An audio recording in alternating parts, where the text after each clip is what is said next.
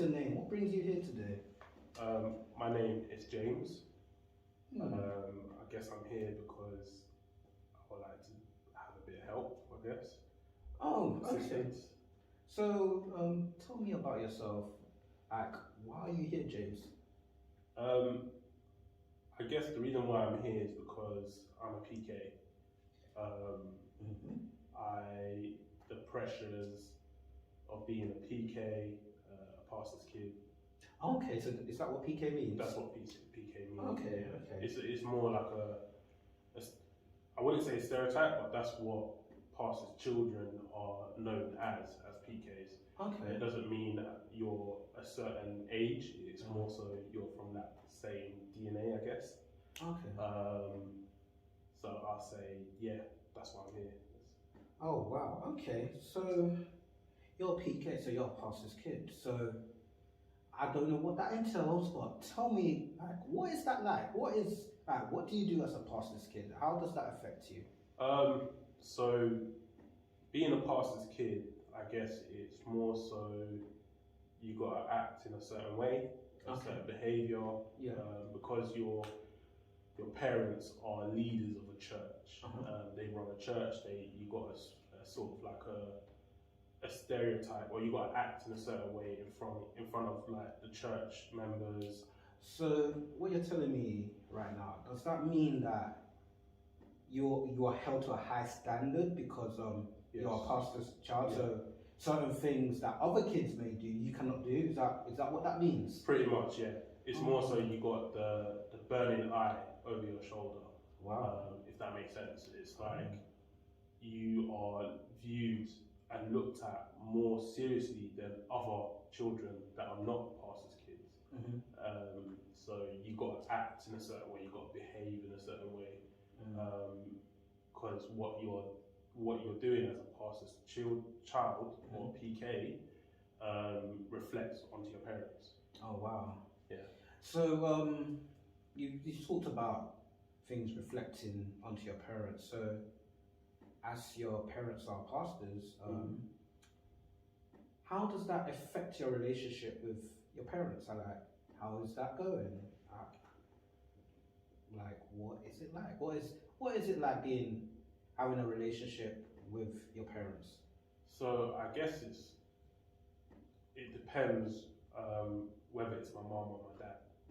So for my dad being the head of the church, and then my mom being the mother of the church, it's more so the relationship that I have with either one of them. My mom's more soft going, so I can come to her about anything. But obviously she is married to my dad, so the views that my dad has, we sometimes don't get along because we are two different generations. The pressures of being a pastor's kid, I don't think my dad or my mom will really understand. More so they see is I'm their child, I've got to act in a certain way. If that makes sense. Okay, yeah. So with that being said, like you just mentioned that your dad's the head of the church, your mum's the mother of the church. Yeah. So I do believe, like, since you said like your mom's the mother of the church, does that mean you have to share your mom amongst others? Like, Pretty much, yeah. So what is that like? I'll be honest, it's tough because the attention that I would like to receive from my mum as well as my dad. Don't get me wrong, I understand they've got responsibilities. I love both of them dearly, but the feeling of being left out sometimes can happen. And I guess that's why I'm here for that. I'm here to sort of receive that help. I know they're not doing it intentionally, and I know they got a responsibility of serving people as well as serving God. But I guess at the same time, I would like to receive that love, to see that being shown. So what you're talking about right now, you want to be appreciated, you want to feel love. Exactly, yeah. So is that just from your parents or from other people too? Do you feel appreciated from others? I guess it depends who it is. There's some people that do show appreciation, like close family members that do attend church. Some people that I've grown up with in the church, it can vary. There are some members that act a bit weird sometimes. It comes down to the behaviour, and it's like one day if I shake someone's hand and then the next day I don't shake their hand and then they bring up a ruckus about it. Interesting. But something so simple as that, it's not really, everyone can't really sort of, shake everyone's hands, because as a pastor's kid as well, I'm doing a lot of stuff in the church. I'm sort of helping out as much as I can, cleaning up. I play in the band as well. So there's a lot of things that I'm doing.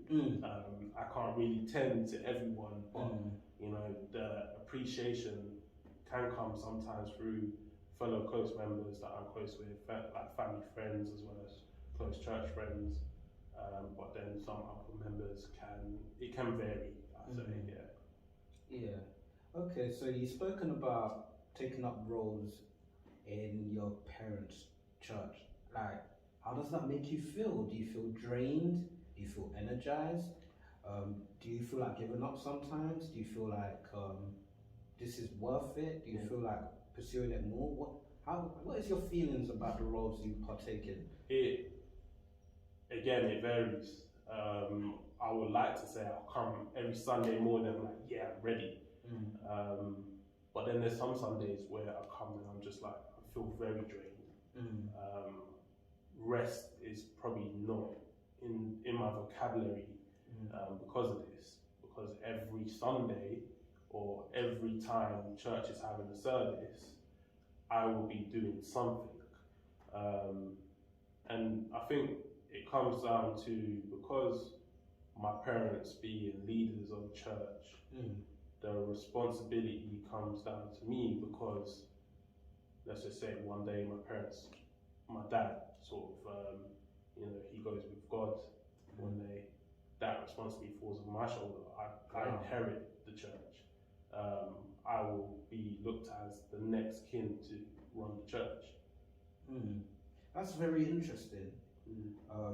Is that something you want to do, or is that something you feel like you have to do? In this case, it feels like it's something that I have to do. I guess I'm not sure about my calling. I'm not sure about where I'll be in the next 5 years. That's why I feel like this session that we're having can help. Okay. You mentioned something, and I've never heard of that term before. Like, you said something being your calling. Like, what is the calling? I think calling, best way to describe it is God's plans for your life. Okay. What you are called to do in this life that you live right now. So for my parents, it's obviously to run a church, to lead a generation, to lead the congregation to God.